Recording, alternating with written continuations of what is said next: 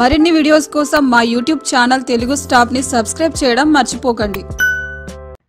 ప్రస్తుతం టాలీవుడ్ లో most wanted hero Vijay Deverakonda. ఈయన క్రేజ్ ఏ స్థాయిలో ఉందో ప్రస్తుతం ఆయన పారితోషికం చూస్తుంటే అర్థమవుతుంది। విజయ్ దేవరకొండ 10 కోట్ల రూపాయలను తీసుకుంటున్నట్లుగా ప్రచారం జరుగుతోంది।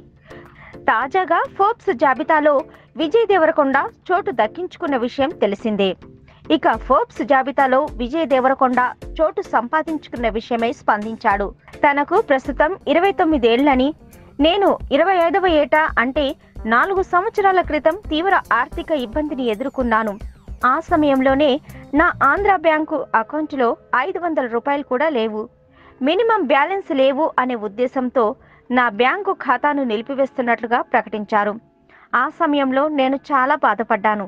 బ్యాంకు అకౌంట్ నిలిపివేసిన సమయంలో మా నాన్నగారు నాతో నీకు 30వ సంవత్సరం వచ్చేటప్పటికి ఈ విషయాలను సెటిల్ చేసుకోమని సలహా ఇచ్చాడు। అప్పటి నుండి నేను చాలా కష్టపడ్డాను। మరో 5 సంవత్సరాల్లో నేను ఎలాగైనా సెట్ అవ్వాలనుకున్నాను। కష్టపడ్డందుకు ఫలితం దక్కింది।